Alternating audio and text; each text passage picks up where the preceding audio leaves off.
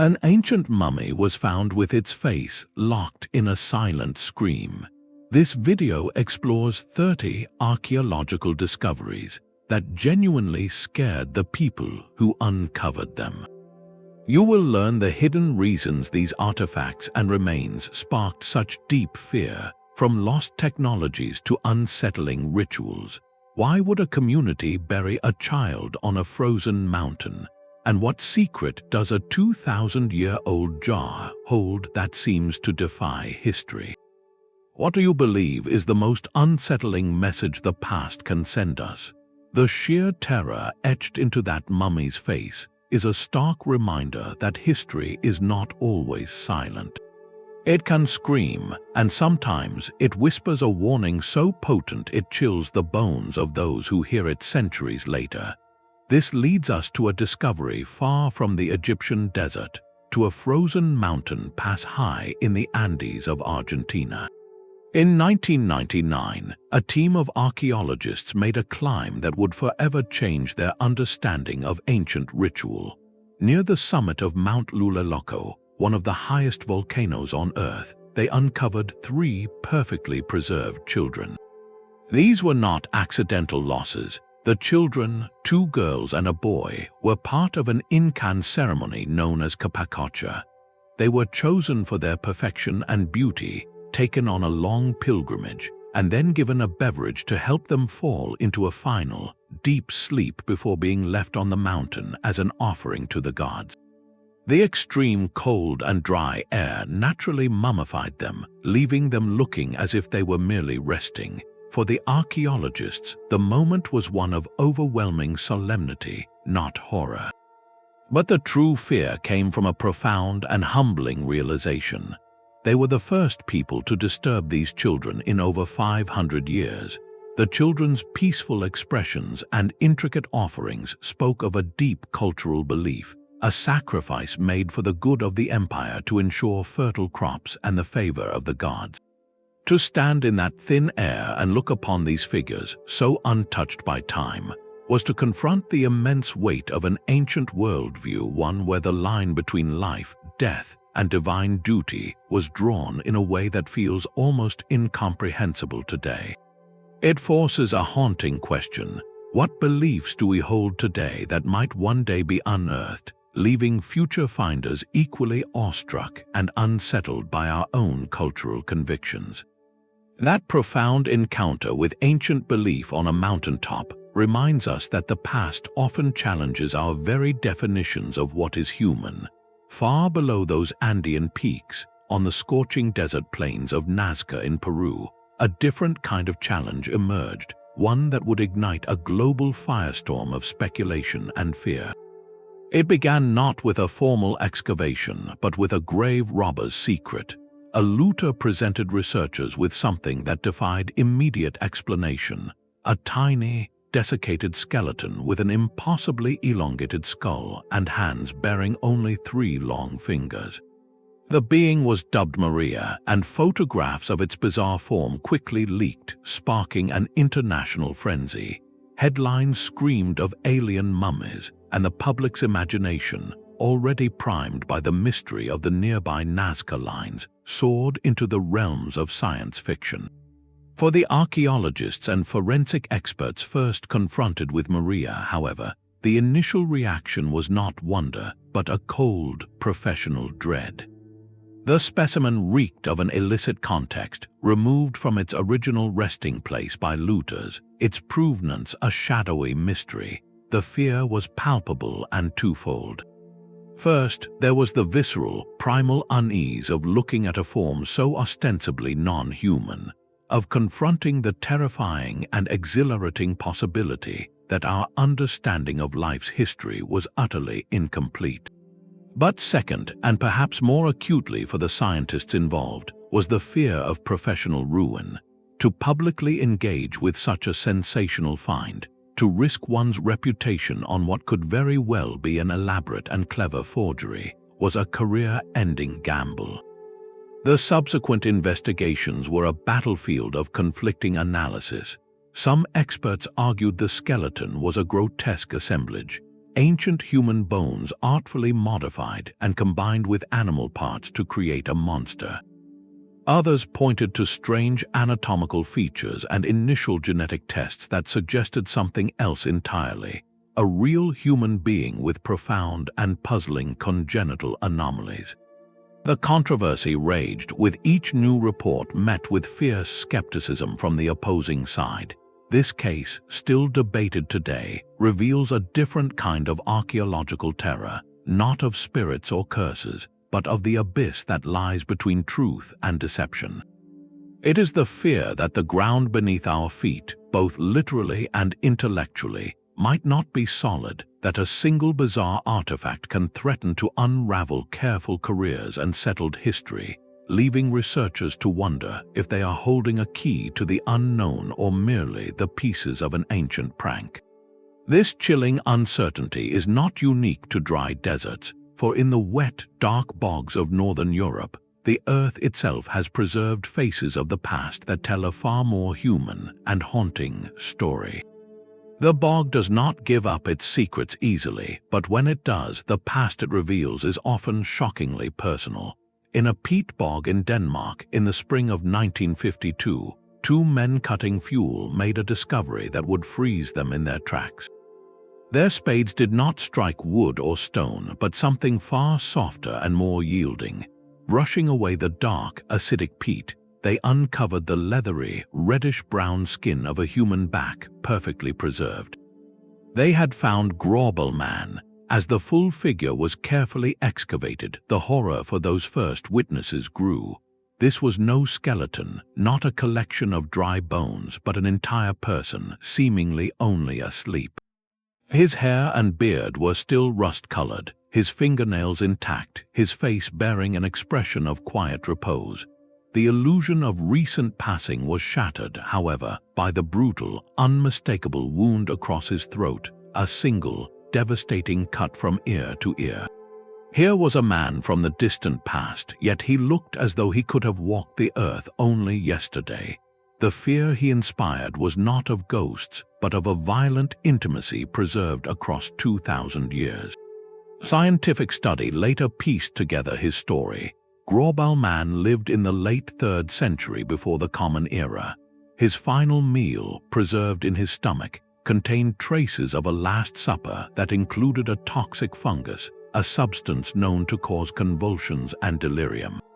This detail, combined with the nature of his death and the careful placement of his body in the bog, points strongly to a ritual offering.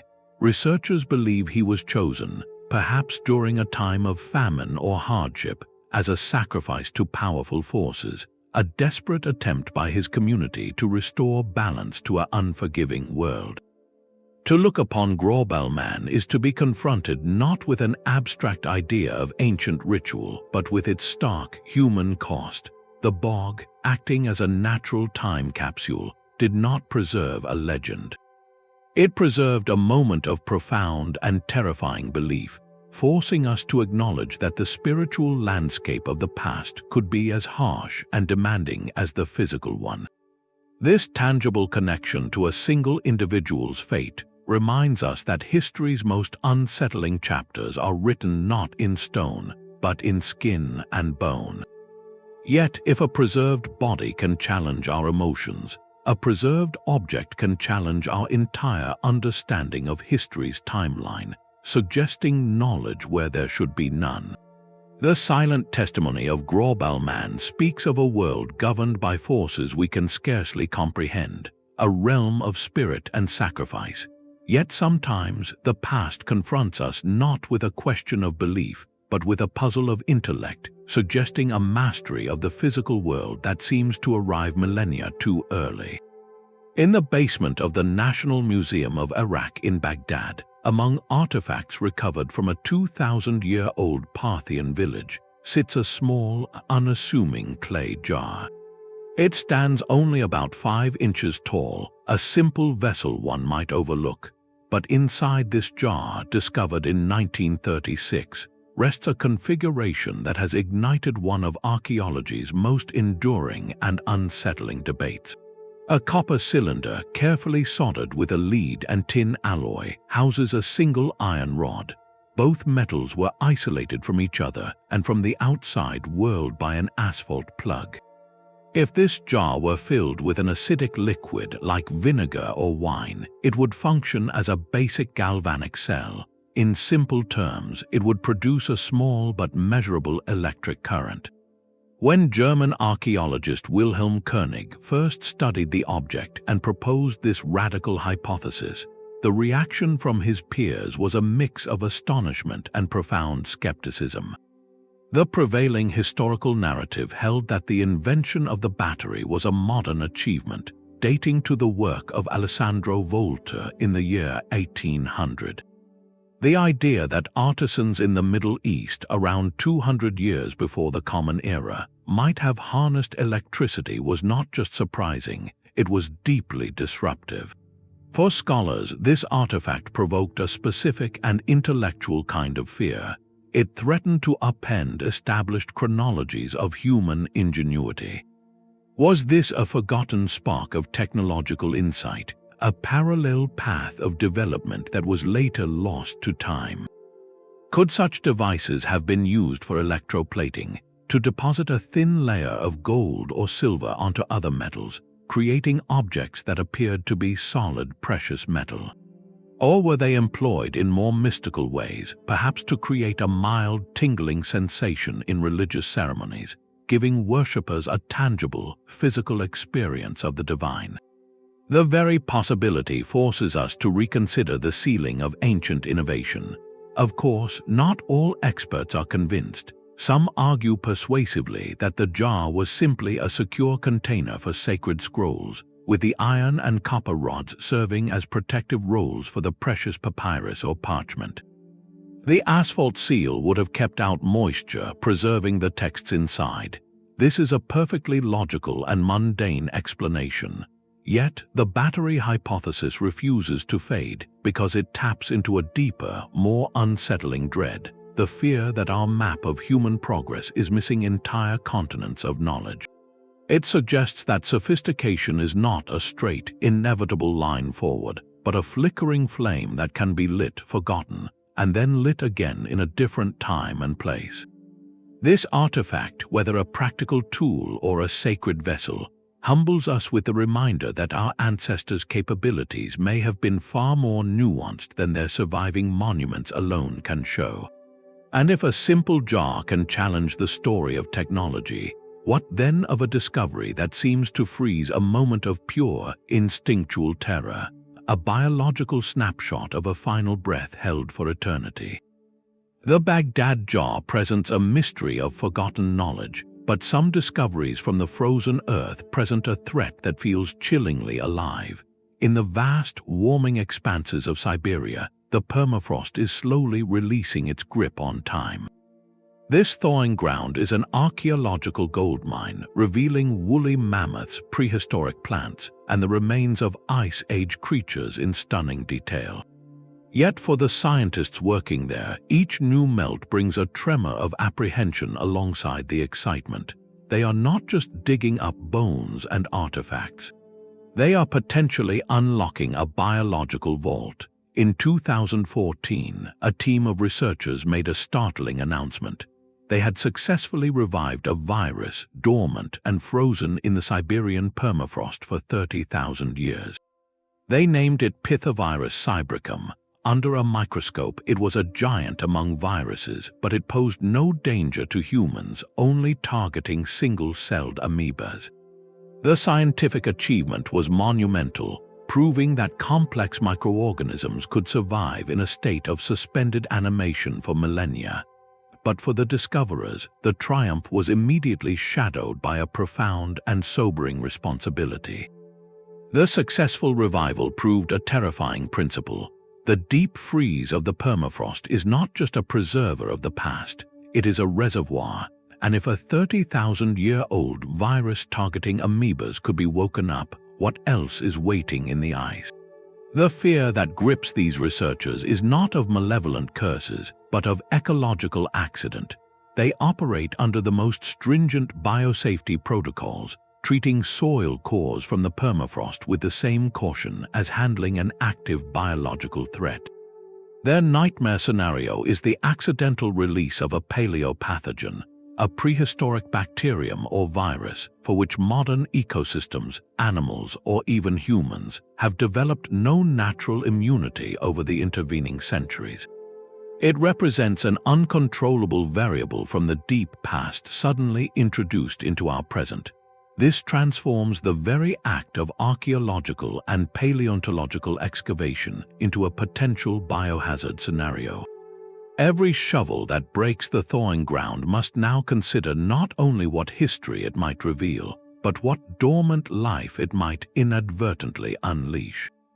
The ethical dilemmas are immense. Should we deliberately search for and study these ancient microbes to understand the full scope of the threat? Or does that research itself create the greatest risk of escape? The Siberian permafrost stands as a stark, modern reminder of a new kind of archaeological terror. The Earth itself is a tomb, and as it warms, the lid is slowly being lifted on threats we are only beginning to comprehend. It is a humbling lesson that the past can preserve dangers far more tangible than any ghost story. Yet, if microscopic survivors inspire a fear of the accidental, a colossal stone monument in the American Southwest was carved as an intentional and desperate warning to the future. The thawing permafrost reveals a biological fear, a threat that was never meant to be found again. But across the world, in the heart of ancient Jerusalem, a different kind of discovery awaited, one that offered not a threat from the past, but a direct, undeniable voice from it. Deep beneath the modern city, carved into the solid limestone of what is known as Hezekiah's Tunnel, a short inscription tells a story of desperation, ingenuity, and triumph. It dates to the 8th century before the Common Era, and it describes in a confident ancient script a remarkable engineering feat. 2 teams of diggers, it explains, began chiseling from opposite ends of the planned tunnel. With only picks and hammers, guided by sound alone through the deafening rock, they worked toward each other, and then the inscription records the climactic moment, the sound of pick striking pick growing louder until the stone gave way and the 2 groups met, the water from a hidden spring finally flowing to safety within the city walls. For centuries, this story existed only in biblical texts, an account of King Hezekiah's preparations for a siege. It was history wrapped in faith. Then, in 1880, a local boy wading through the tunnel's waters spotted the carved letters on the wall. When scholars like Edward Robinson first examined it, their reaction was not of fear, but of a profound and trembling awe. Here was no legend, no copied manuscript. This was the original report, chiseled into the rock by the very people who accomplished the task. The tunnel itself is a claustrophobic place, dark, narrow, and eternally dripping with cold water. To stand in that cramped darkness, running your fingers over grooves made by iron tools nearly 3,000 years ago, and to read their own words describing their success, creates an overwhelming sense of historical presence. It is a corroboration so physical it borders on the sacred. The dread it inspired in those early discoverers was the fear of touching truth itself, of having a foundational story of human civilization step out of the pages and into the tangible world. It forces a humbling confrontation, proving that the echoes we read about were once living shouts, that the figures of ancient texts were real people who sweated and strained in the dark, celebrating a hard-won victory for their survival. This silent stone testimony bridges the gap between myth and reality with the undeniable weight of a pickaxe. Yet, for every discovery that confirms history, there is another that seems to defy it, wrapped in whispers of a warning so potent it became world-famous. Our journey now takes us from a life-giving water tunnel to a tomb sealed with a promise of vengeance. The undeniable voice from Hezekiah's tunnel confirms history, but another Egyptian discovery would soon create a legend far greater than any single fact. In November 1922, after years of fruitless searching, archaeologist Howard Carter finally broke through a sealed doorway in the Valley of the Kings. Peering into the darkness by candlelight, he saw what he would later famously describe as wonderful things. The tomb of the young pharaoh Tutankhamun was a time capsule of golden treasures, untouched for over 3,000 years. Yet, the exhilaration of this greatest archaeological find would soon be overshadowed by a creeping sense of dread that had little to do with the artifacts themselves. It began with the passing of Lord Carnarvon, the expedition's financial backer.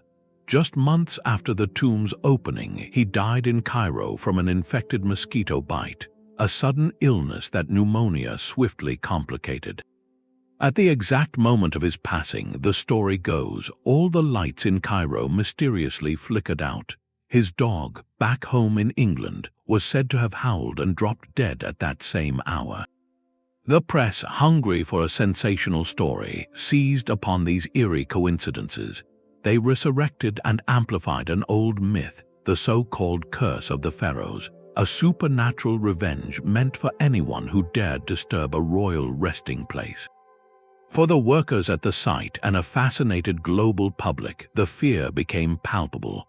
Every subsequent cough, every minor accident, every unexpected loss of life among those connected to the excavation was viewed through a lens of supernatural retribution. Howard Carter himself publicly dismissed the curse as tomorrot, yet he could not escape its shadow. The psychological weight on his team was immense and very real. In an environment where ancient dust filled the air and the pressure of world scrutiny was constant, any ordinary misfortune could feel like a mark of doom. This was not a fear rooted in logic, but in something far deeper. It tapped into primal anxieties about disturbing sacred sleep, about trespassing in places humanity was not meant to go, and about the potent, unfamiliar magic of a foreign and ancient culture. Modern science offers a far more grounded, yet still unsettling, explanation. Sealed tombs can become ecosystems for toxic molds and ancient bacteria, their spores lying dormant for centuries until fresh air stirs them to life. Prolonged exposure in the confined, poorly ventilated chambers could certainly have led to respiratory illnesses, a biological curse of sorts. But the legend of Tutankhamun's curse endures because it represents a powerful truth about discovery itself. Archaeology does not just uncover objects, it activates imaginations. It forces a collision between rational, scientific inquiry and the deep, human instinct for story and mystery. The curse is a narrative that filled the terrifying silence of the tomb, a way for the modern world to process the awe and unease of confronting a past so grand, so alien, and so final. It reminds us that sometimes the most frightening thing we dig up is not a relic, but a reflection of our own deepest fears. From the sun-baked valley of Egyptian kings, our search for unsettling finds leads us to a very different island, where the legacy of a civilization is written not in gold, but in silent, staring stone. The silent stone giants of Easter Island stand as eternal sentinels, but another artifact from the ancient Mediterranean offers a puzzle of a different kind, one that whispers without ever making a sound. In the ruins of the Minoan palace of Phaistos on the island of Crete, archaeologist Luigi Pernia unearthed an object in 1908 that would become one of history's most perfect mysteries. It was a disk of fired clay, roughly the size of a small plate. Its face was not painted or carved by hand, but stamped with a series of 45 distinct symbols, arranged in a tight, spiraling coil from the outer edge to the center. There were figures of men walking and heads with feathered headdresses, shields and ships, birds and bees. Each symbol was pressed into the clay with a seal, making the Phaistos disc the earliest known example of movable type printing in the world, predating Gutenberg's press by over 3,000 years. For Pernia, the moment of discovery must have been electrifying, followed swiftly by a crushing wave of frustration. He held a complete text, a message from the heart of the sophisticated Minoan civilization. But it was a message written in a code for which the key has been utterly lost to time. No other artifact anywhere bears this precise script. The fear this disc inspires is not of a curse or a biological threat, but of an intellectual dead end. It is the dread of permanent silence. We possess the very words, but the voice that spoke them is gone forever. This beautiful clay object mocks our scholarly confidence, a stark reminder that for all our digging and deciphering, entire chapters of the human story are irrevocably muted. It suggests conversations, laws, prayers, or stories that we will never hear. The disc sits in its museum case, a locked door to a room we can see through a keyhole but can never enter. This profound linguistic silence stands in sharp contrast to a discovery that communicated its message all too clearly, not through words, but through a visceral and heartbreaking image of final moments. The silent code of the Phaistos disc leaves us grasping for a voice we cannot hear, but the frozen slopes of a Peruvian volcano offer a story told in heartbreakingly clear human terms. In September 1995, high on the desolate summit of Mount Ampato, anthropologist Johann Reinhard and his climbing companion Miguel Zarat made a discovery that would halt them in their tracks. A recent volcanic eruption had melted part of the ice cap, and there, partially exposed on the rocky slope, they saw a bundle of brightly colored cloth. As they carefully brushed away the ice, the shape within became unmistakable. It was the body of a young girl, perhaps 14 years old, frozen in a state of perfect preservation for over 500 years. She was dressed in an exquisite tunic, a feathered headdress resting beside her, surrounded by small silver and gold figurines, shells, and pottery offerings meant to accompany her on a sacred journey. For Reinhard and Zarat, the initial moment was not one of triumph, but of profound and solemn terror. This was not an artifact or a set of bones. This was a person, a child, her face peaceful as if in sleep, her story ending in a ritual sacrifice known as Capacocha. She had been chosen for her beauty and purity, taken on a long pilgrimage up the mountain, and given a ceremonial drink to ease her into a final, eternal rest, an offering to the mountain gods to ensure the empire's prosperity. The fear they felt was deeply ethical and emotional. They stood as intruders in a sacred space, holding the immense responsibility of disturbing this carefully arranged memorial.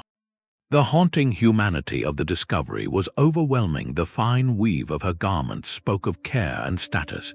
The small figurines hinted at a spiritual world she was meant to enter. This was not a nameless relic, but an individual whose community believed her passing served a greater divine purpose. The find forces a difficult and uneasy balance.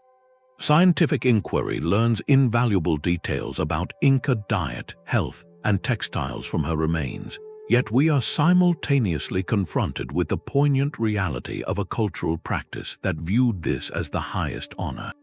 It is a testament to the immense power of belief, a power so strong it could guide a community to make the ultimate offering to the unforgiving peaks they relied upon. To look upon the Ice Maiden is to be humbled by a legacy written not in stone, but in ice and sacrifice, a reminder that the past's most resonant messages are often those that speak of devotion and loss in the same silent breath. From the thin, open air of these sacred summits, our search for unsettling truths now leads us into the opposite environment, the deep, perpetual darkness of hidden caves. The Ice Maiden rests in a sacred, open silence, but in a Patagonian cave, the walls themselves seem to scream in a language of shadows and missing pieces. Deep within the Cave of Hands in Argentina, a gallery of ancient art covers the rock.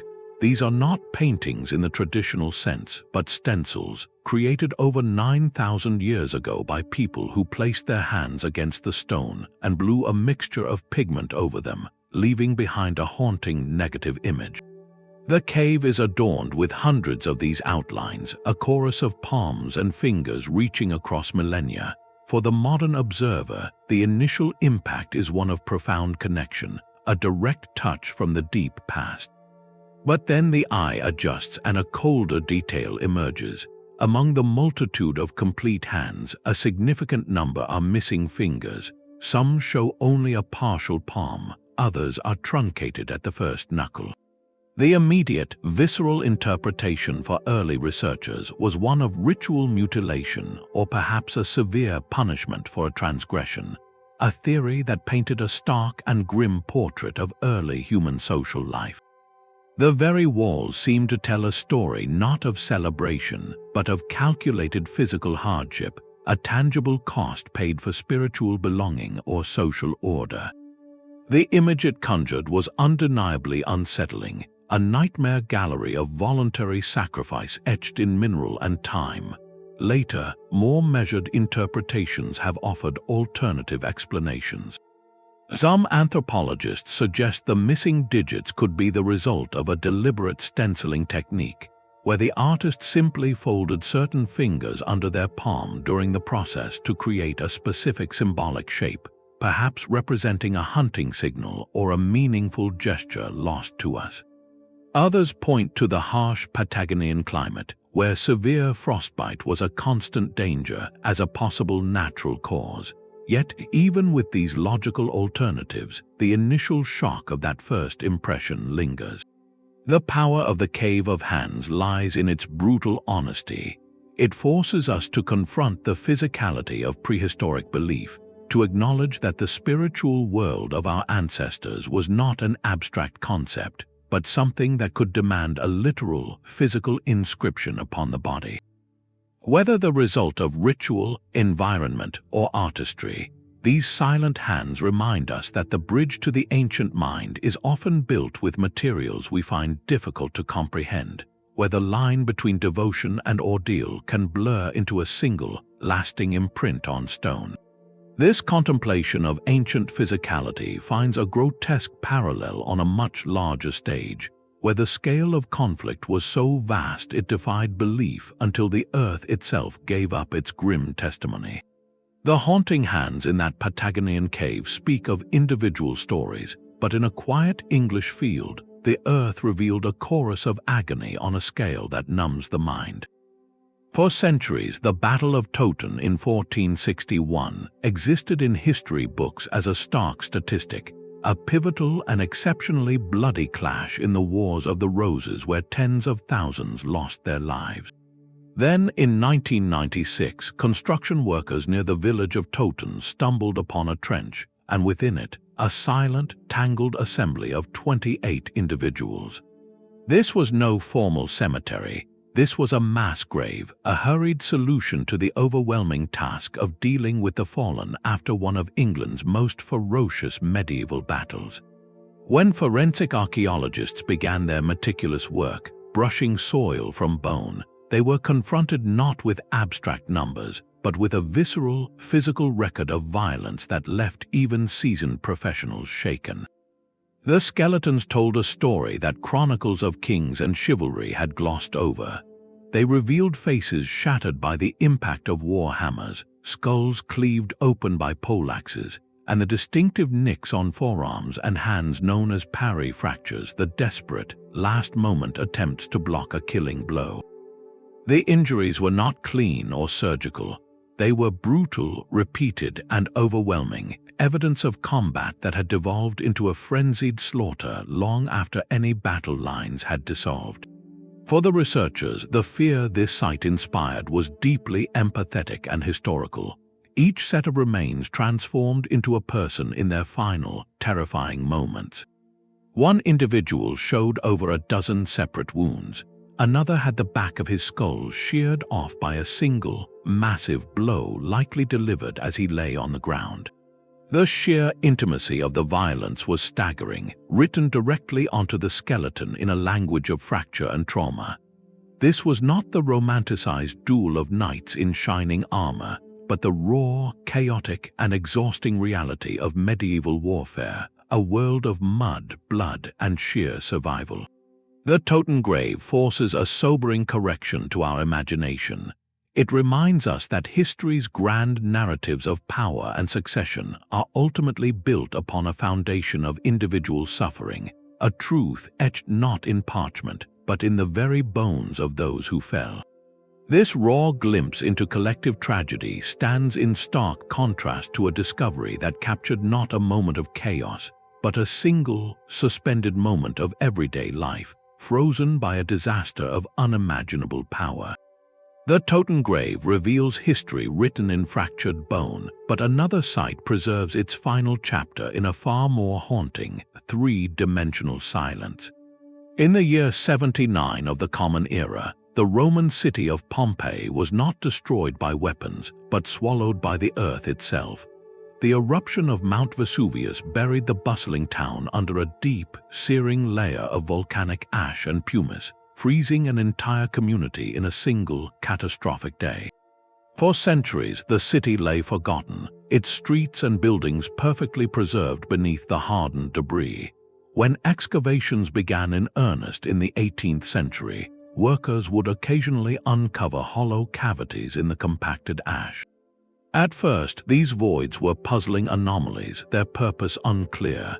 Then, in the 1860s, an archaeologist named Giuseppe Fiorelli had a revelation of both genius and profound melancholy. He realized these cavities were not random pockets.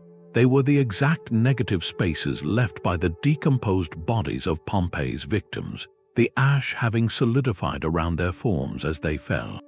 Fiorelli pioneered a technique of pouring liquid plaster into these hollows. Once the plaster set and the surrounding ash was carefully chipped away, what remained was not a skeleton, but a ghostly, detailed cast of a person or animal in the precise posture of their final moments. For Fiorelli and his team, each new pour was an act of trembling anticipation and dread. They were not unearthing pottery or coins, they were performing a resurrection of agony. The plaster would reveal a figure curled in a futile attempt to shield themselves, a man forever covering his face with his hands as the scorching ash cloud overcame him, or perhaps most heartbreaking of all, a mother found eternally clutching her small child. These are not artistic recreations, they are direct physical molds of life interrupted. The fear they inspire is existential, a collective memento mori. They force us to witness not just an ancient disaster, but the universal, individual terror that accompanied it. Pompeii's casts are archaeology's most poignant and terrifying testament, a stark reminder of civilization's fragility against the raw, indifferent power of nature. They give a silent, screaming face to a historical statistic. Yet, if Pompeii shows us nature's sudden fury, another celebrated ancient culture may have harbored a more deliberate and unsettling darkness within its artistic splendor. The plaster casts of Pompeii capture a city suspended by nature's sudden rage, but in the ruins of another great civilization, the evidence suggests a more deliberate and chilling form of devotion. On the sun-baked coast of North Africa, in the ancient city of Carthage, archaeologists uncovered a sacred precinct known as the Tophet. For decades, this site presented scholars with a find so disturbing it threatened to redefine everything known about its sophisticated Phoenician builders. The Tophet was not a grand temple or a palace, but a field of silence marked by thousands of small stone markers, each one covering a buried clay urn. When these urns were carefully opened, early excavators like D.B. Harden found themselves confronting a reality that defied easy comprehension. Inside were the cremated remains of infants, sometimes accompanied by the bones of young lambs or kids. The sheer scale was overwhelming, with estimates suggesting the site held the remains of tens of thousands of children over centuries of use. For Harden and his contemporaries, the initial horror was both visceral and intellectual. The implication was stark and terrifying. This was not a cemetery for children lost to illness or accident. The literary accounts from Carthage's enemies, combined with the stark, repetitive evidence in the ground and the dedicatory inscriptions on the markers that often read, "To the Lord Balhamon" or "To the Lady Tannet," pointed to a systematic practice of ritual offering. It suggested a society so deeply intertwined with its gods that it believed its very survival depended on the ultimate sacrifice. The fear this discovery inspired was not of a curse, but of a profound cultural abyss. It forced a reckoning with a moral universe entirely alien to modern sensibilities, where the value of life and the demands of the divine were balanced on a scale we can scarcely bear to look at. Of course, the debate among scholars is nuanced and ongoing. Some researchers offer an alternative, less unsettling interpretation. They argue this could be a special burial ground for children who died naturally in a time of high infant mortality, with the animal remains representing symbolic companions for the journey to the afterlife. The inscriptions in this view are simply dedications to protective deities. Yet, the weight of the archaeological evidence, the consistent age of the infants, the specific pairing with young animals, the sheer concentration in a single sacred space, leans heavily toward ritual practice. Whether one views the Tophet as a site of profound faith or unimaginable hardship, its power lies in the uncomfortable questions it forces us to ask. How do we judge the spiritual logic of a culture separated from us by millennia? What does it mean when a society's most precious offering is its own future? The silent urns of Carthage offer no easy answers, only a humbling lesson in the vast and sometimes terrifying diversity of human belief. From this Mediterranean site of deep contemplation, our journey takes us across the world to a remote Pacific island, where a different kind of silent testimony has stared out to sea for centuries. Their silent stone faces gaze inland, a line of colossal sentinels guarding a barren shore. When Dutch explorer Jacob Roggeveen first sighted these moai on Easter Sunday in 1722, his crew felt a profound awe mixed with unease. They could not comprehend how a people with no visible trees or advanced tools could have carved, transported, and erected hundreds of these multi-ton statues across their isolated island. The mystery was immense, but the true terror of Easter Island lay not in the statue's creation, but in the story of what happened after. Centuries later, archaeologists like Thor Heyerdahl began piecing together a chilling ecological parable from the soil itself. Pollen samples from ancient lake beds told a devastating story. When Polynesian settlers first arrived around 1200, the island was a subtropical paradise covered in a dense forest of giant palm trees. This forest was the society's lifeblood, providing wood for canoes to fish, material for homes, and crucially, the rollers and ropes needed to move their sacred moai from the quarries to the coastal platforms. As the population grew and the statue cult intensified, the trees were cut faster than they could regrow. The evidence shows a society in a race with itself, each clan competing to erect larger, more impressive monuments to honor their ancestors, consuming the very resource that made it all possible. The final palm stump was likely cut with a sense of triumph, not realizing it was a death sentence. Without trees, the soil eroded away. Without canoes, deep-sea fishing ended. Bird populations crashed. The society descended into famine, warfare, and eventually collapse. For modern researchers, the fear that crystallized was not of ancient spirits, but of a terrifyingly familiar pattern. The moai are not just monuments, they are tombstones for an entire ecosystem, a stark warning carved in basalt about the consequences of unchecked consumption and cultural competition. The finder's dread evolved into a sobering realization. Easter Island is not an alien mystery, it is a mirror, an isolated civilization with limited resources, driven by a powerful ideology, consumed its own life support system. The haunting question it poses to us is direct and uncomfortable. In our globalized world, are we merely repeating the same story on a planetary scale? The moai stand as the ultimate symbol of a society that could achieve breathtaking artistic and engineering marvels, yet failed to see the collapsing ground beneath its own feet. This lesson in ecological fragility shifts our focus from the misuse of natural resources to the terrifying ingenuity humanity can apply to tools of conflict, where a single artifact would prove to be a technological leap so profound it seemed to defy the very flow of time itself. That ecological warning from a remote island finds a chilling parallel in the fate of a different kind of knowledge, a ghost of genius sleeping at the bottom of the sea. In the year 1901, sponge divers off the coast of the Greek island of Antikythera stumbled upon the wreck of a Roman cargo ship from the 1st century before the Common Era. Among the statues and pottery they recovered was a lump of heavily corroded bronze and wood, so encrusted and misshapen it was set aside with less glamorous finds. It looked like a piece of worthless scrap. Decades later, when someone finally bothered to X-ray the object, the true nature of the find became terrifyingly clear. Inside that green, calcified shell was an intricate clockwork universe.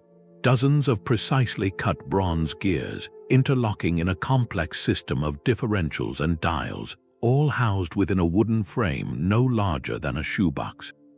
This was the Antikythera Mechanism, for historians of science like Derek J. de Solla Price, who dedicated years to unraveling its secrets. The discovery was nothing short of revolutionary and deeply unsettling. This was not a simple calendar. It was an analog computer of breathtaking ambition. By turning a hand crank, its operator could model the erratic motions of the moon, predict solar and lunar eclipses decades in advance, and track the positions of the known planets. It even accounted for the subtle wobble in the moon's orbit, a phenomenon known as precession. The device was a physical manifestation of Greek astronomical knowledge, a marriage of celestial theory and mechanical engineering from the 2nd century before the Common Era. The terror it inspired was intellectual, a cold dread of historical amnesia. Here was a technology whose sophistication would not be matched again until the great astronomical clocks of 14th century Europe, over 1,500 years later. How could such a profound leap of intellect and craftsmanship simply vanish? The mechanism is a ghost, the sole surviving relic of an entire scientific tradition that was lost. Its textbooks burned, its craftsmen forgotten, its very existence erased by the passage of empires and the fragility of knowledge. It shatters the comforting, linear narrative of human progress, proving that our journey of discovery is not a steady climb upward, but a path with dizzying peaks and catastrophic valleys. This artifact of pure genius forces us to ask a haunting question. What other peaks of understanding have we forgotten, their fragments still lying undiscovered in the earth or the deep? It is a humbling reminder that civilization is not a fortress but a flickering candle, and sometimes the wind of time blows harder than we know. And if a device of such brilliance could be lost, what darker aspects of human nature might be preserved, waiting for a finder's trembling hand to reveal them? The Antikythera Mechanism reveals a forgotten peak of human intellect, but in a dark Spanish cave, the earth preserved a far more primal and unsettling glimpse into our shared past. In the cool, silent depths of El Cedron Cave, researchers meticulously recovered the fragmentary remains of 13 Neanderthal individuals, a family group that met a grim fate around 49,000 years ago. As paleoanthropologists cleaned and studied the bones under bright laboratory lights, a chilling pattern emerged. The skeletal fragments were not simply scattered by time or animals. They bore the unmistakable signature of human activity, but of a kind that stopped the heart. Precise cut marks from stone tools indicated the careful removal of muscle and tissue.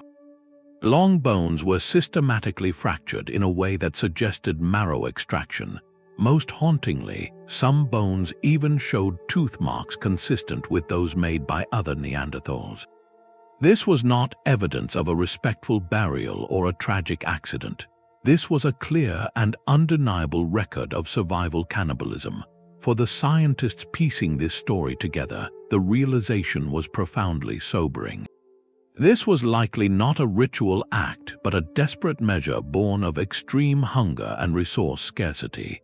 The family group may have been isolated, trapped by harsh weather or a shifting landscape, facing a starvation so severe it overrode the deepest social bonds. The fear this discovery evokes is not of monsters but of a stark, shared vulnerability. Neanderthals are not a distant, brutish other. Genetic research confirms they are our closest extinct relatives, with many of us carrying traces of their DNA. To see such evidence on their bones forces a humbling and uncomfortable reflection. It blurs the comforting line we often draw between modern humanity and our ancient cousins. In a moment of absolute crisis, their behavior crossed a threshold we consider one of humanity's ultimate taboos. This paints prehistory not as a simple struggle for survival, but as a landscape where hardship could reach an almost unimaginable intensity, where the line between community and resource could, under the most terrible pressure, tragically dissolve. It is a silent testament to the sheer, raw will to persist even when every other option has vanished. This stark portrait of ancient desperation finds a strange and confined echo centuries later, in a medieval castle where a different kind of isolation left its own mysterious mark on stone. The stark desperation of the Neanderthal family in their cave offers a glimpse into survival at its most raw, but centuries later, a different kind of structure was built not for survival, but for its deliberate and calculated opposite. In the heart of England's Grand Warwick Castle, during routine renovations in 2004, workers made a discovery that turned the historic monument from a tourist attraction into a site of profound dread. Beneath the floor of the so-called Ghost Tower, they uncovered not a hidden treasure, but a deep, bottle-shaped pit carved directly into the bedrock. This was an oubliette, a word derived from the French oublier, meaning to forget. Its design was a masterpiece of silent cruelty. The walls were sheer and smooth, offering no handholds. The only opening was a small, grated hatch high above, far out of reach from the bottom of the pit. Once a prisoner was lowered through that hatch, the door would be sealed, and they would literally be forgotten. For the modern workers who peered into that darkness, the initial curiosity quickly curdled into a visceral, claustrophobic horror. This was not a standard dungeon where inmates might be fed or visited. This was a tomb for the living. They were standing at the precipice of a space engineered for a slow, solitary end, a deliberate weapon of psychological and physical torment. The oubliette was not about interrogation or punishment in a traditional sense. It was an artifact of absolute, chilling power, a statement that some individuals could be erased from the world as completely as if they had never existed. The terror it evokes is not of sudden violence, but of a slow, crushing despair, the terror of being abandoned in perfect darkness, with the sounds of life and normality carrying on far overhead, a world that has chosen to forget you. This architectural feature embodies a historical injustice made permanent in stone, a silent scream built into the very foundations of power. It forces us to remember those whom history itself tried to forget, a sobering reminder that the grandeur of castles and kingdoms was often underpinned by profound and deliberate suffering. Yet, if the oubliette represents a physical silencing, our next discovery involves a voice from the past that spoke all too clearly. Its message a beautiful and ominous prophecy carved not into a dungeon wall, but into a work of stunning artistry. The oubliette's silence is a monument to forgotten suffering, but a different artifact from across the ocean carries a voice that speaks explicitly of endings, its predictions echoing through centuries. In the vaults of the Saxon State Library in Dresden, Germany, rests one of the most beautiful and terrifying books in the world. The Dresden Codex is a fragile, screen-fold manuscript made of bark paper coated with fine lime plaster. Its pages are a vibrant tapestry of gods, numbers, and intricate glyphs, a masterpiece of Maya intellectual achievement from the 11th or 12th century. For early scholars like librarian Ernst Fürstemann in the late 19th century, deciphering its complex contents was a monumental task, as he painstakingly unraveled the sophisticated calendrical tables and astronomical calculations. A profound and unsettling pattern emerged. The codex contained incredibly precise charts for tracking the movements of Venus and predicting solar eclipses, a testament to the Mayas' deep understanding of celestial cycles. Yet intertwined with this scientific data were vivid, haunting images and references to a great flood and cosmic destruction. The text described cycles of creation and dissolution, a world view where time itself moved in vast, repeating epochs, each one potentially ending in a cataclysm before a new world began. For Fürstemann and those who followed, the fear this manuscript inspired was not of a curse, but of an eschatological echo. Here was an ancient civilization, renowned for its mathematical genius, documenting a cosmology where global renewal was preceded by devastating collapse. The sheer intellectual weight of their calculations lent a terrifying credibility to their prophecies. This dread reached a fever pitch in the late 20th century, when popular culture seized upon a misinterpretation of the Maya long count calendar, linking it to an apocalyptic prediction for the year 2012. While scholars repeatedly clarified that the Maya saw this not as an end, but as the close of one great cycle and the start of another, the psychological damage was done. The Dresden Codex became a symbol of ancient doom, its very existence seeming to validate modern anxieties about the fragility of our own world. This manuscript's true power lies in its demonstration of how archaeological interpretation can fuel contemporary fear. It shows us that the past's most unsettling messages are not always warnings meant for us, but reflections of our own deepest insecurities, mirrored in the sophisticated and solemn cosmology of a lost world.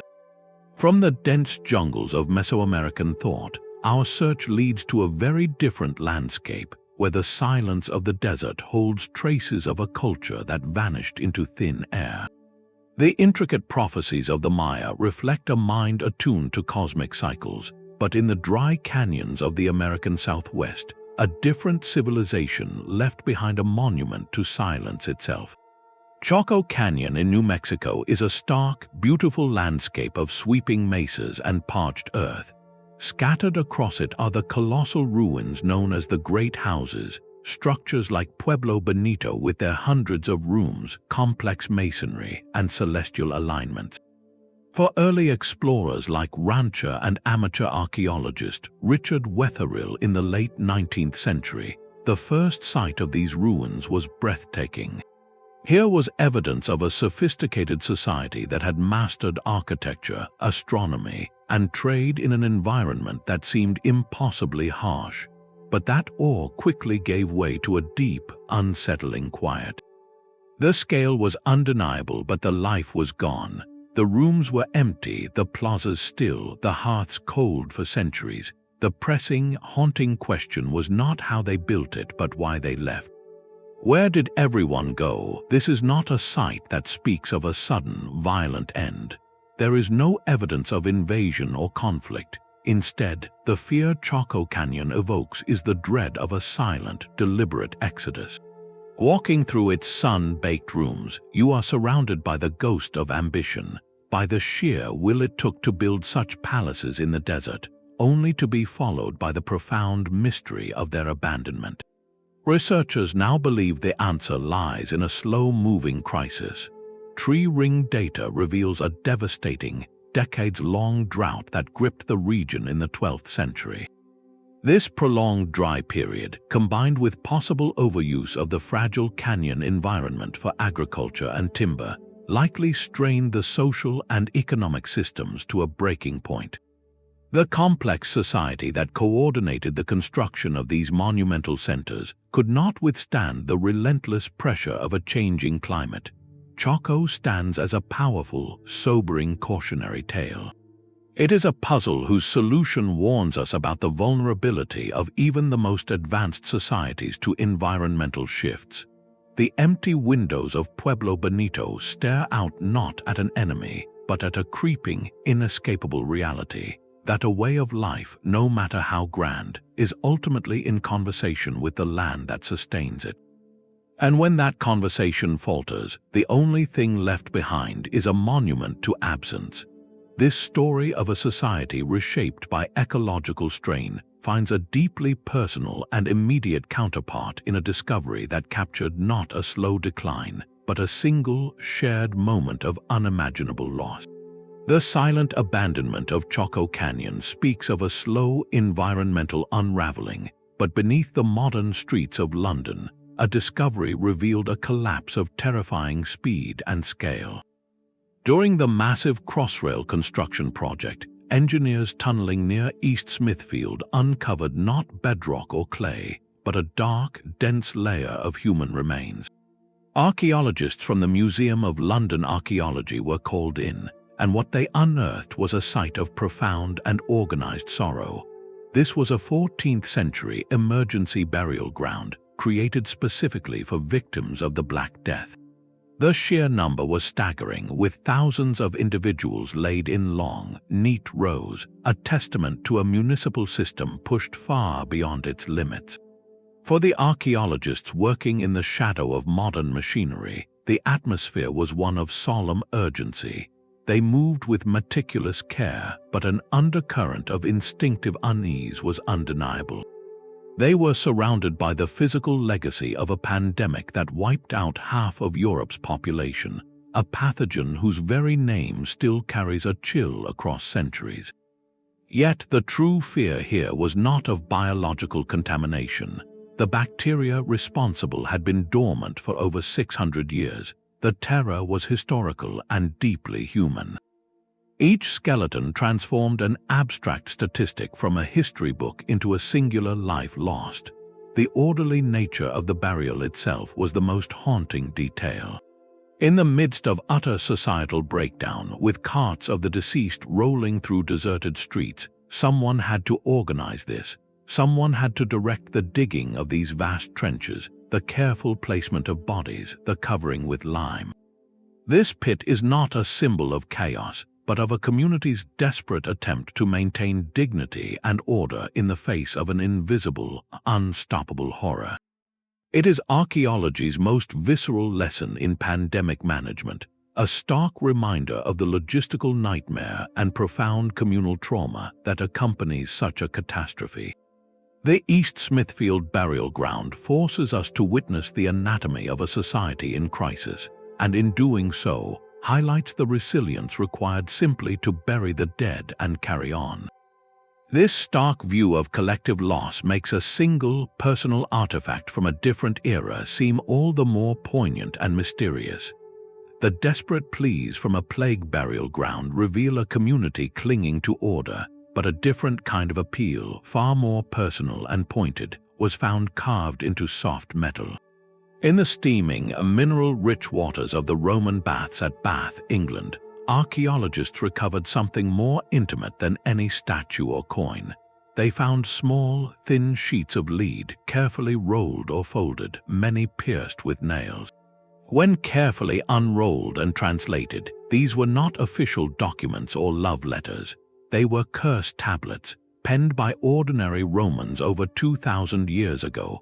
These messages were not sent through the post, but thrown into the sacred spring as direct petitions to the goddess Sulis Minerva. Their contents are startlingly raw and immediate. One tablet cries out against a thief who stole a pair of gloves. Another demands justice from the goddess for a pilfered bronze vessel. The writers often named their suspects in jagged, scratched letters, detailing the crime and begging for divine retribution, asking for the thief to lose their mind, their health, or even their life until the stolen property was returned. For the modern scholars who first deciphered these texts, the experience was profoundly unsettling. This was not the grand, marble-faced Rome of history books. This was the Rome of the street, the shop, and the home, a world of petty grievances and simmering anger. Reading them aloud, you could almost hear the frustrated voice of a shopkeeper who had been wronged, a visitor who felt vulnerable far from home, or a soldier who had lost a prized possession. The fear they transmit is not of a distant curse, but of a chillingly familiar human emotion, the desire for vengeance, given form and entrusted to a higher power. These lead sheets are a direct line into the Roman mind, revealing a world where the boundary between the legal and the supernatural was porous, where you could seek small-scale, personalized justice from a goddess if the courts failed you. They remind us that across 2 millennia, the sting of being wronged and the dark wish for cosmic payback is a feeling that has never gone out of style.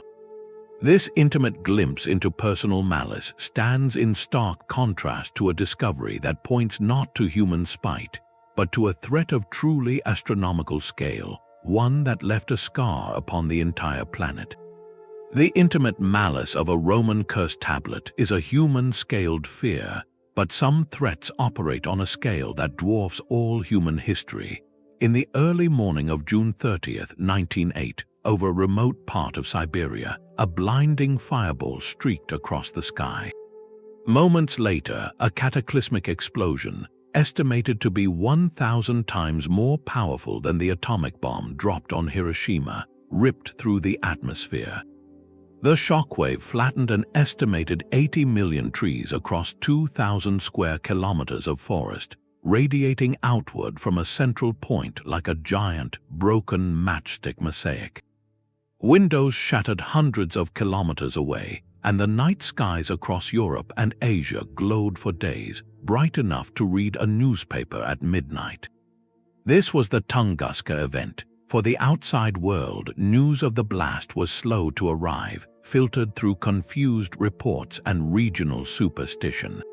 When the first scientific expedition, led by Leonid Kulik, finally reached the epicenter in 1927, they were met with a scene of breathtaking devastation. But for Kulik and his team, the true terror set in not because of what they found, but because of what they could not find. There was no crater, no smoking pit, no giant fragment of iron or stone from a meteorite. The heart of the most powerful impact event in recorded human history was a silent, swampy bog, surrounded by a circular forest of trees all knocked flat, their roots pointing toward the absent center. This absence was profoundly unsettling. It defied all expectations of how such a cosmic collision should look. The fear it generated was of an invisible, incomprehensible force, a hammer blow from the sky that left no hammer behind. For decades, the mystery festered. Without physical evidence, theories proliferated, ranging from a black hole to the explosion of an alien spacecraft. The true archaeological breakthrough came much later, not from a dramatic dig, but from meticulous sifting. Expeditions in the late 20th century finally discovered the event's only tangible signature: microscopic silicate and metallic spherules, tiny glassy beads embedded in the peat and soil. These were the condensed remnants of the impacting body, vaporized in a massive airburst several kilometers above the Earth's surface. The leading scientific explanation is that a stony asteroid or a fragment of a comet, roughly 60 meters across, entered the atmosphere at tremendous speed and detonated before it could hit the ground, its energy translating into a devastating blast of heat and pressure. This transforms Tunguska from a mere mystery into a dire warning. It represents the ultimate archaeological challenge. How do you document an event that leaves almost no material trace beyond a pattern of destruction? It is a ghost impact, a reminder that the cosmos does not always announce its dangers with a crater we can later study. The event forces a humbling realization. Had the object's trajectory differed by just a few hours, it could have obliterated a major city, changing the course of history in a single, silent flash from above. The empty sky over Tunguska speaks of a vulnerability that is both ancient and immediate, a reminder that our planet's story is still being written, with punctuation marks that fall from the heavens. From this terrifying void, our search for unsettling finds returns us to a place teeming with silent life, a crowded underworld that held a civilization's most precious secrets. The empty sky over Tunguska speaks of cosmic vulnerability, but beneath the bustling streets of Paris lies a monument to a different, more intimate kind of fragility. In the late 18th century, the city faced a crisis not from above, but from below its very feet. Centuries of burials had overwhelmed its central cemeteries, creating unbearable public health conditions. The solution was as logical as it was macabre. Authorities decided to relocate the remains, moving millions of skeletons into a network of abandoned limestone quarries that snaked beneath the city. For the quarrymen given this solemn, endless task, the work was not an excavation but a reorganization of death itself. They did not simply dump the bones. They arranged them with a startling, almost reverent precision. Femurs and tibias were stacked in neat, looming walls. Skulls were set in patterns, forming grim mosaics and arches, creating a stark architecture of mortality that stretched into the darkness for miles. When these catacombs were first opened for limited visits, the reaction from those who descended was one of profound philosophical dread. This was not the accidental uncovering of an ancient tomb. This was a deliberate, modern creation, a curated museum of the dead built by the living. The fear it inspired was not of ghosts but of scale and anonymity. To walk those narrow passages surrounded by the silent gaze of countless skulls is to confront the sheer numerical weight of human existence, reduced to its most basic, identical components. It induces a quiet terror about the machinery of urban life, about the logistical challenge of managing what remains when generations pass, and about the bizarre aesthetic impulse to bring order to the ultimate disorder.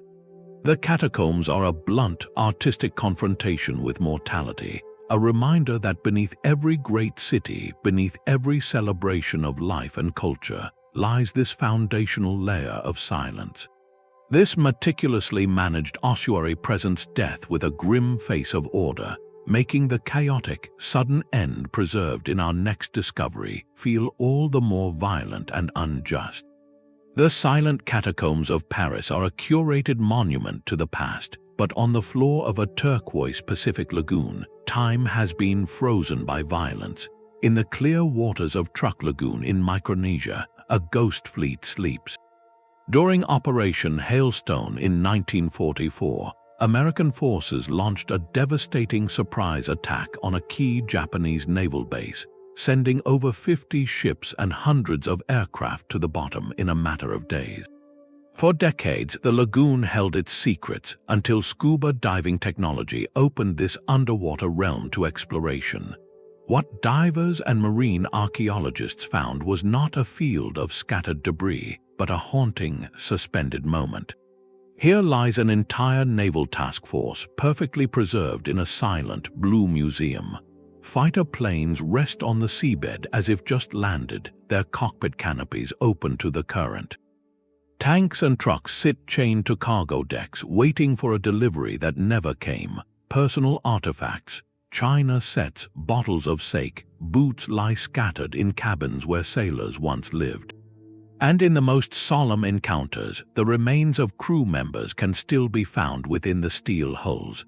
For those who first swam through these sunken corridors, the fear was profound and deeply respectful.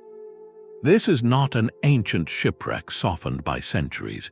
This is a modern war grave, a tomb for thousands, where the events of the battle feel unnervingly recent. The sheer scale of the loss is palpable in the water, a chilling testament to the sudden, overwhelming fury of naval warfare. Coral now encrusts the gun turrets and deck rails, and tropical fish dart through gaping holes torn by bombs and torpedoes, a vibrant marine life slowly weaving a living shroud over the machinery of war. To explore Truk Lagoon is to engage in a form of liquid archaeology, where every swim into a darkened hold carries the weight of history. The fear it evokes is not of ghosts, but of witnessing a catastrophe paused in mid-action, a stark reminder of the human cost written in steel and silence on the ocean floor. This submerged memorial to sudden conflict stands in stark contrast to a discovery high in the mountains, where an entire family's journey ended not in fire but in ice. The ghost fleet of Truck Lagoon preserves a moment of modern, mechanized conflict, but high in the Alps, the ice revealed a confrontation of a far more intimate and ancient kind. In September 1991, two German hikers traversing a high mountain pass spotted a brown, leathery shape partially melted out of the ice. They assumed it was the unfortunate victim of a recent climbing accident, a modern tragedy left behind by the retreating glacier. The local authorities who recovered the body treated it with the somber respect due to any found remains, but they were utterly unprepared for the radiocarbon dating results. This was not a lost 20th century mountaineer. This man had drawn his last breath over 5,300 years ago, around 3,300 years before the Common Era. He was from the Neolithic Copper Age, and the ice had mummified him with such incredible fidelity that his skin, his tools, even the contents of his last meal were preserved. The initial shock of his antiquity was profound, but the true chill came later from a meticulous forensic examination. X-rays and CT scans revealed a small, deadly flint arrowhead embedded deep in his left shoulder, having severed a major artery. His hands bore fresh defensive cuts and bruises. Deep in his right shoulder was a terrible blunt force trauma. Here was not a peaceful herder who succumbed to exposure. This was a man who had been hunted. The archaeologists and scientists piecing together his final hours realized they were looking at a 5,000-year-old murder scene. The narrative they reconstructed is heartbreakingly vivid. Ötzi, as he came to be known, was fleeing up the treacherous mountain terrain, likely pursued. The arrow struck him from behind and below.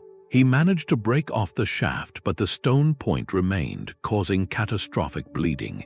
Exhausted, in immense pain, he found a small hollow in the rocks, laid down his precious copper axe and other belongings, and succumbed.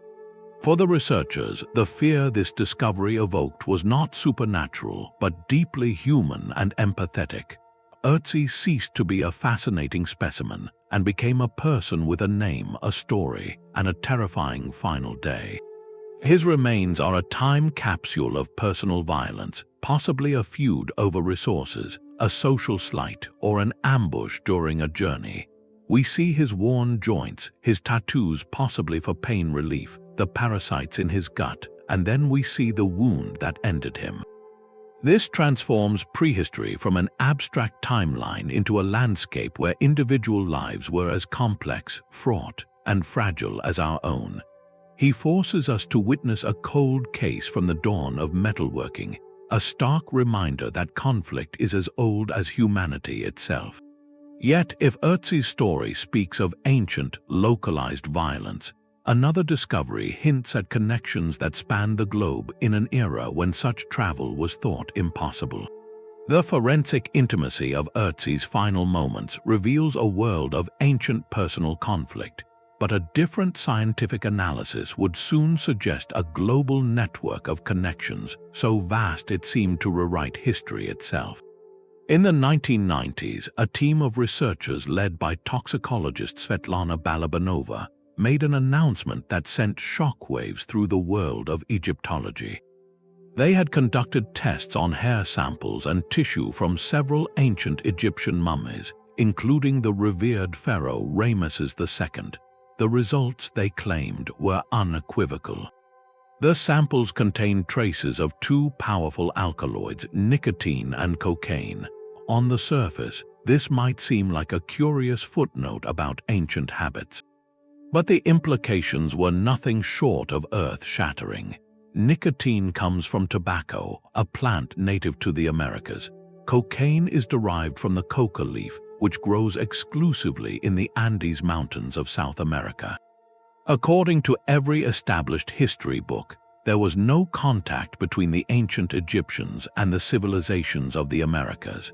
The continents were supposedly separated by vast, uncrossable oceans until the voyages of Christopher Columbus in the late 15th century. If these test results were accurate, they meant that transoceanic trade or travel had occurred thousands of years earlier, completely upending the accepted narrative of human cultural development. For the archaeological establishment, this was not an exciting breakthrough. It was a terrifying anomaly. The initial reaction from many prominent Egyptologists was not curiosity, but a swift and forceful dismissal. The fear was palpable and professional. A single lab report threatened to dismantle decades, even centuries, of carefully constructed historical consensus.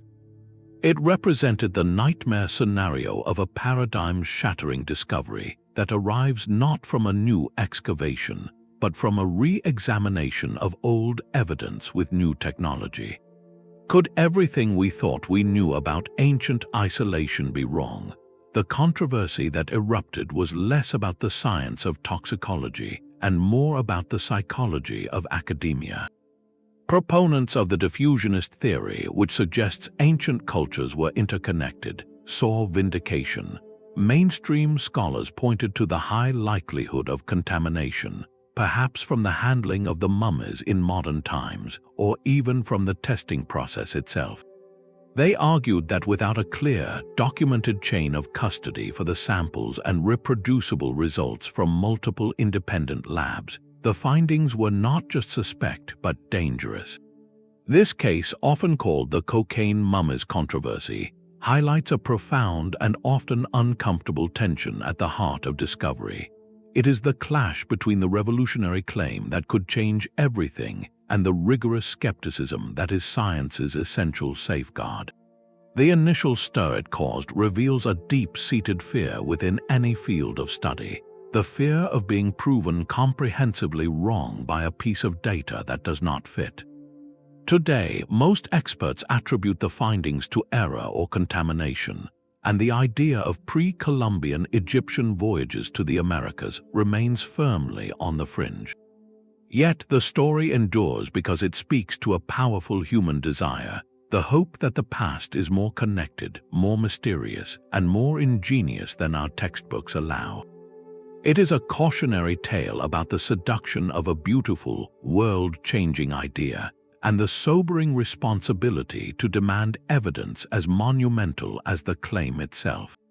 This debate over invisible chemical traces gives way to a discovery where the evidence is magnificently, undeniably visible, etched across a vast and barren landscape. The debate over invisible traces of ancient travel is silenced by a message written on a scale that can only be seen from the sky. In the stark, sun-baked expanse of the Colorado Desert, just outside the town of Blythe, California, the earth itself has been scraped away to reveal a hidden gallery of giants.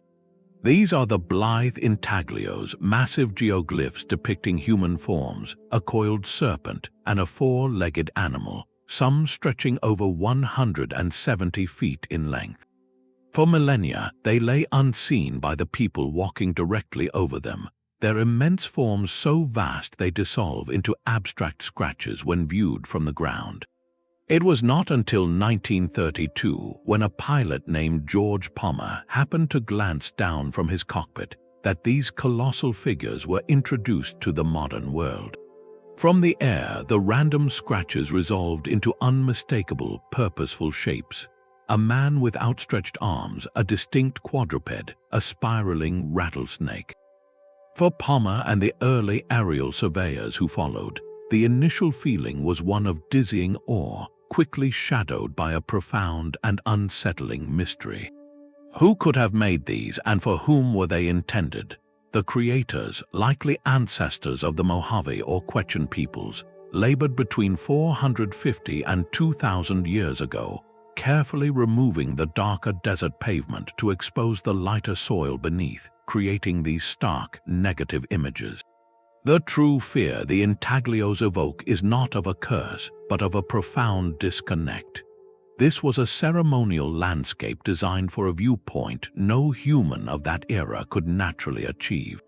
The figures were meant to be seen from a perspective only spirits, gods, or celestial beings could occupy. This implies a cosmology where the divine was not in distant temples, but literally underfoot and yet completely invisible. A sacred message written into the very floor of the world, meant for an audience in the heavens. For modern finders, the terror is in the silence of that lost context.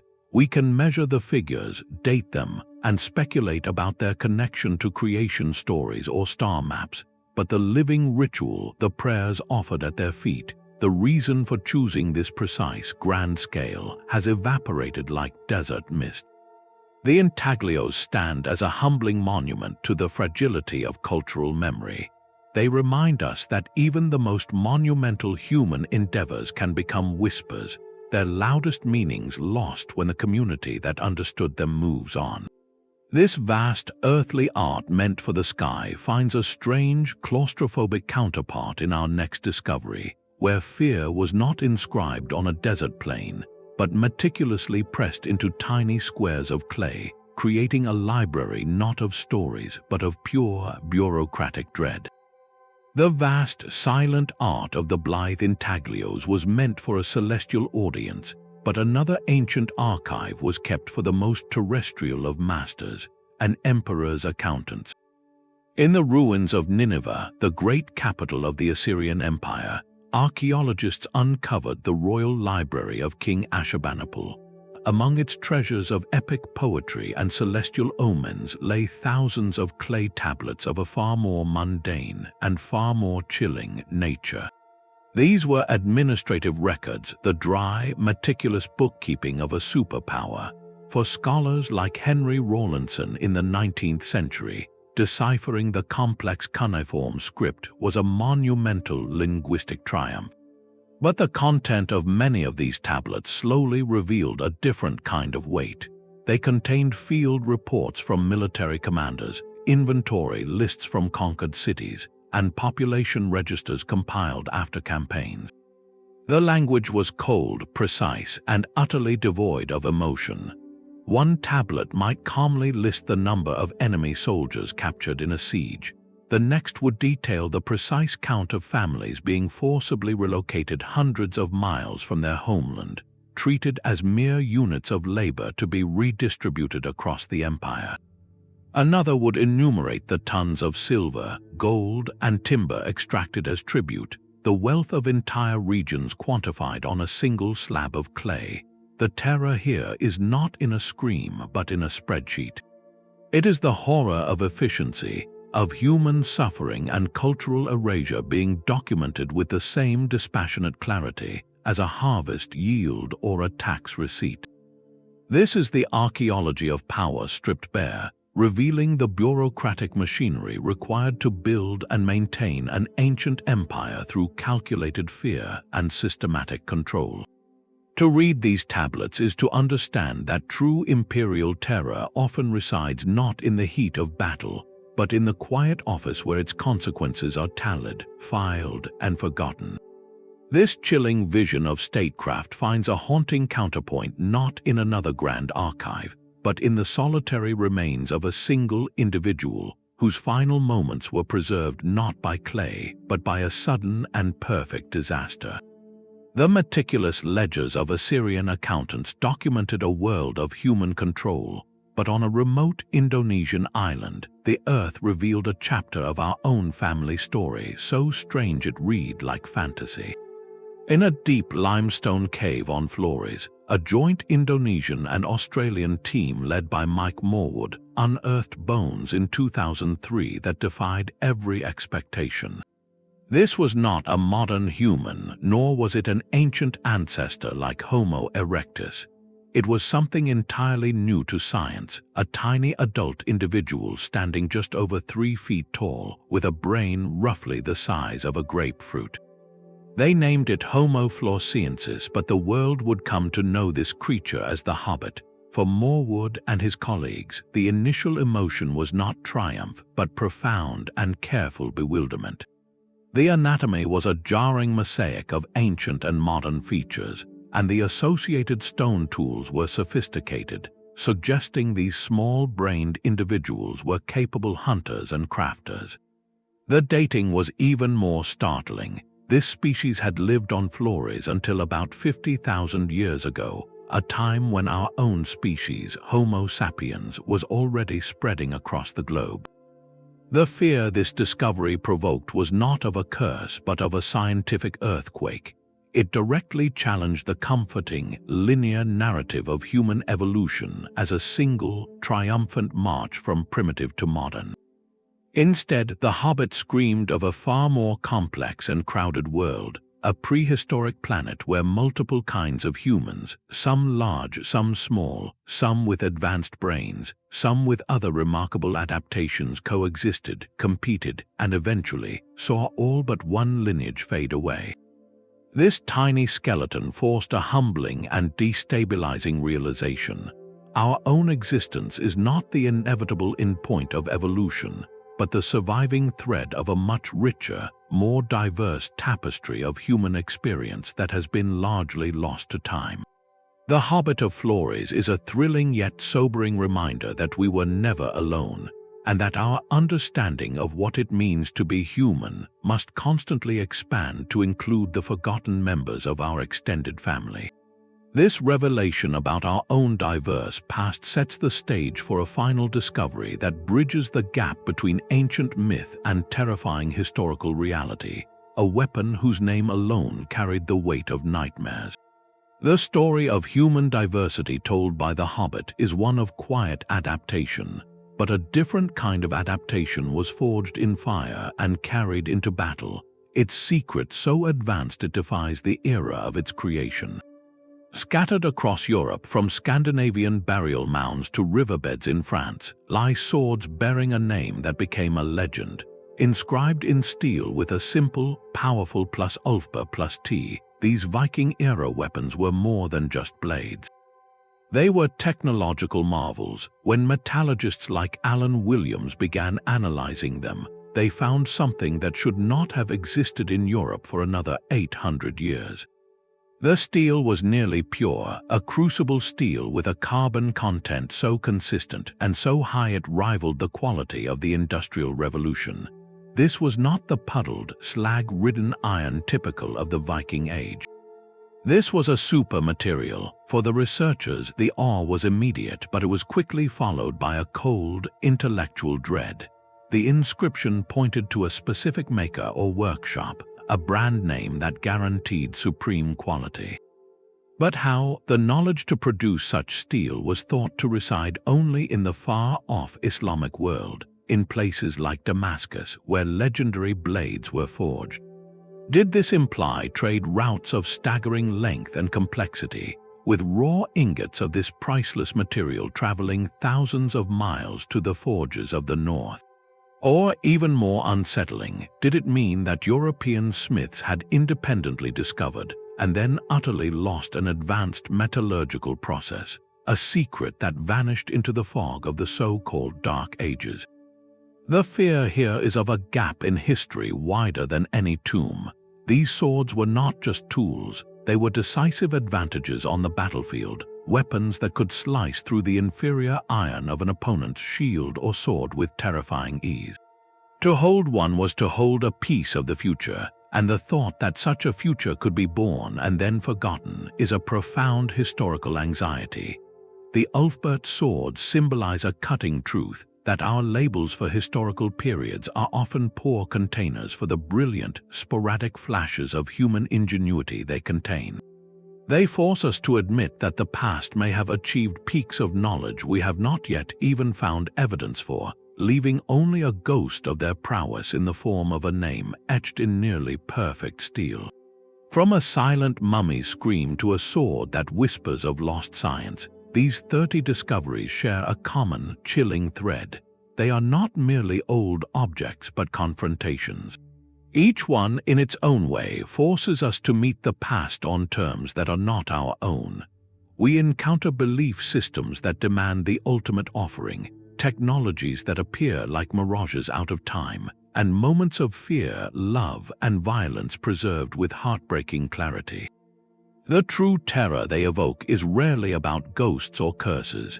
It is the profound unease of having our assumptions dismantled. It is the fear of historical silence, where a magnificent codex cannot be read, or the fear of a loud, clear message we wish we could unhear, etched into the bones of a battlefield. It is the dread of ecological warnings from fallen statues and thawing permafrost, and the humbling realization that our ancestors were not primitive, but often differently sophisticated, their intelligence directed in channels we are still struggling to map. These finds scare us because they remind us that history is not a sealed book, but an ongoing conversation, one where the ground can literally give way beneath our feet, revealing truths that complicate our stories, challenge our superiority, and connect us to a shared human experience that is far more strange, resilient, and mysterious than we often dare to imagine. They teach us that to dig into the past is to risk finding not just treasure but a mirror, and sometimes the reflection that stares back is wonderfully, terrifyingly unfamiliar. That final, silent confrontation with a sword of lost science brings us to a powerful realization. Across deserts, ice fields, and sunken ships, a common thread binds these 30 discoveries. It is not merely the shock of the old, but the specific anatomy of the fear they trigger in those who find them. This archaeological dread has distinct, recurring sources. It emerges from a violent intimacy with the past, as seen in the parry fractures of Towton or the arrow in Ötzi's shoulder. It whispers from the taboo in the silent urns of Carthage or the Neanderthal bones of El Cedron. It screams from the ecological in the fallen moai of Easter Island or the empty rooms of Choco Canyon. And it hums from the anomalous in the gears of the Antikythera Mechanism or the steel of the Ulfbert swords, objects that simply should not exist in their time. Each category forces a different kind of reckoning, a personal fear for the individual lost, a societal fear for the community that failed, an intellectual fear for the knowledge that was forgotten. Yet beneath them all lies a deeper, unifying truth. These finds are terrifying mirrors. They reflect back at us aspects of our own humanity that are often easier to leave buried. Our capacity for calculated cruelty, evident in the engineering of an oubliette, our profound vulnerability to forces beyond our control, whether a virus, a volcano, or a wandering asteroid. Our spiritual anxieties and the staggering lengths to which belief can drive a culture. They dismantle the comfortable, linear stories we tell ourselves about progress and civilization, replacing them with a far more complex, darker, and stranger tapestry of the human experience. This collective unease is not a flaw in the archaeological process. It is its very pulse, the chill down a researcher's spine, the solemn hush in a laboratory, the global fascination with a cursed tomb. These are not distractions from history. They are proof that history is not a dead thing in a glass case. It is alive, resonant, and still capable of reaching across centuries to tap us on the shoulder with a cold, insistent finger. It reminds us that the ground beneath our feet is not just dirt and stone, but a vast, unquiet library of everything we have ever been, and perhaps everything we still could be. The true power of these unearthed stories lies not in the artifacts themselves, but in the conversation they force upon us. From cursed tombs to frozen pathogens, the 30 discoveries we have walked through reveal a past that is anything but a serene museum. It is a living, and at times frightening, dialogue with the present. They scared their finders precisely because they breached that comfortable boundary between then and now, delivering raw and unfiltered truths about human survival, profound belief, sudden violence, and collective loss. This entire journey teaches us that archaeology is as much about grappling with mystery and deep emotion as it is about cataloging pottery or measuring ruins. It is a discipline that lives in the space between the spade and the story, between a scientific fact and a shiver down the spine. Each find, from the silent scream of a mummy to the lost genius of a clockwork mechanism, demands we approach history not with arrogance, but with humility and endless curiosity. We must respect the powerful, often challenging narratives buried just beneath our feet, for they are the bedrock of our shared human experience. They remind us that every era has its fears, its wonders, and its desperate hopes, all waiting for a future generation to listen. If these tales of unearthed dread have captivated you, consider joining our community for more deep dives into history's greatest mysteries. Let us know in the comments which discovery chilled you the most. The past is always waiting, patient and deep, and its most profound secrets are never just bones and stone. They are echoes of ourselves, asking only to be heard.